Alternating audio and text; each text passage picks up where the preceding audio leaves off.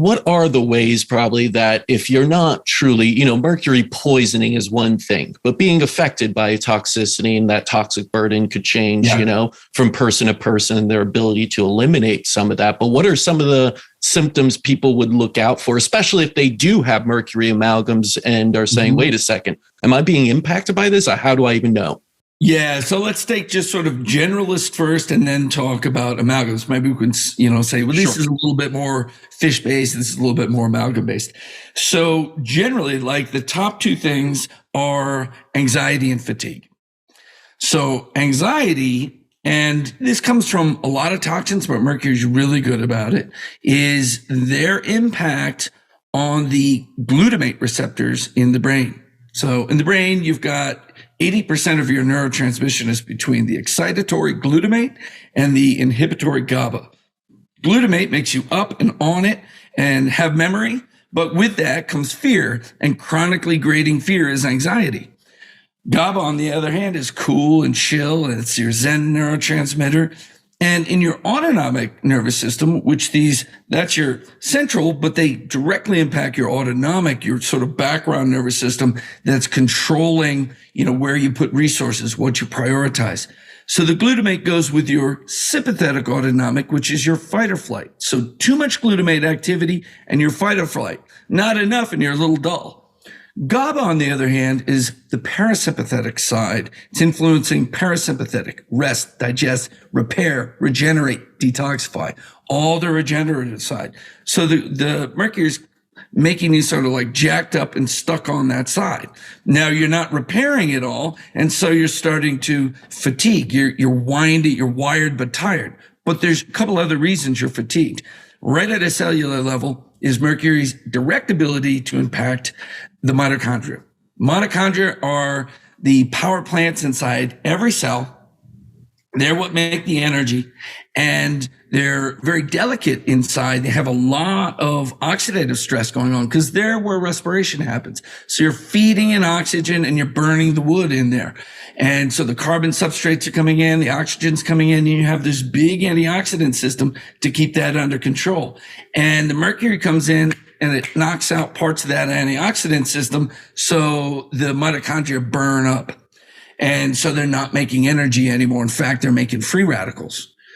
But then mercury hits a couple other energy generating mechanisms. In the thyroid, it's blocking T4 to T3 conversion, which your thyroid's releasing T4 and then peripherally turning it to T3, which is it's the gasoline switch for metabolism. And that ability to move over is blocked by mercury, also by cadmium and arsenic and some other environmental toxins. So all these different ways it's bringing it down. And then by bringing all that down and you're trying to keep going, you burn out your adrenals. So that brain and adrenal thing starts to happen. And that happens from all forms of mercury. Now, inorganic mercury versus methyl. So methyl mercury is absorbed like an amino acid. Your body thinks that it's methionine. And so it's absorbed through the L-neutral amino acid transporters in the GI tract. 95% absorption. Whoosh, right in. Right across the blood-brain barrier because you think it's methionine. You're growing a kid? Whoa, throw them more methionine. And so the kid's got like 70% more mercury than you do. I mean, it's a big mess with that.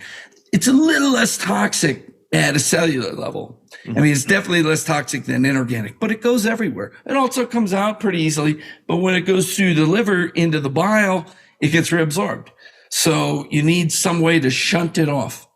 Now, inorganic mercury, that where we're talking a little bit more intracellularly for methyl mercury, inorganic mercury is moving more extracellularly.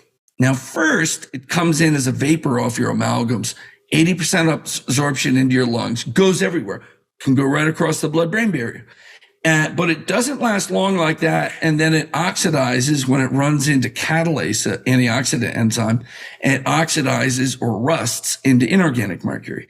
So like at the blood-brain barrier, it doesn't move in as inorganic, but it does as elemental, and if it oxidizes up there, it's really slow and hard to get out. But then when it's inorganic and it's moving around, it's sitting in the extracellular compartments a lot. So you tend to get more joint issues from it, skin issues, rashes, all the things that we think of as extracellular problems. So that's the slight difference. And then it's going out through the kidneys and the liver, whereas methylmercury is only going out through the liver. So hence why inorganic mercury has more of a nephrotoxic action.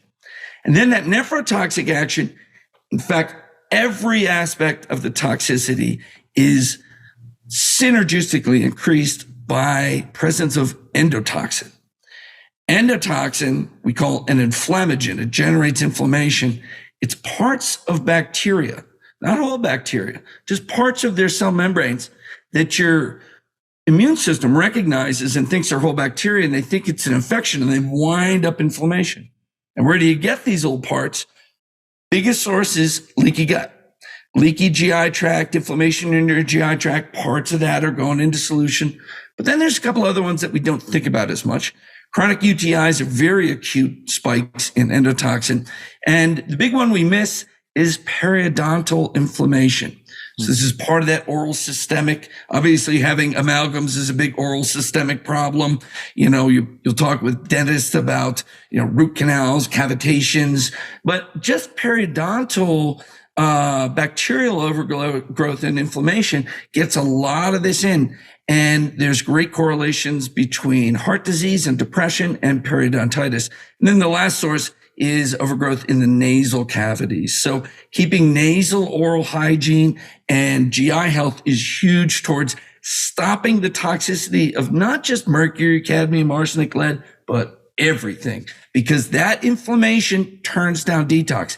It's one of the big takeaways people need is inflammation and detox are antithetical. Mm-hmm. As inflammation goes up, detox goes down. And that's because when you want inflammation to kill bacteria or some infection, you use pro-oxidants to do it. You make hydrogen peroxide, hypochlorous acid, superoxide. And so you turn down your antioxidant action. But your antioxidant action is your detox action.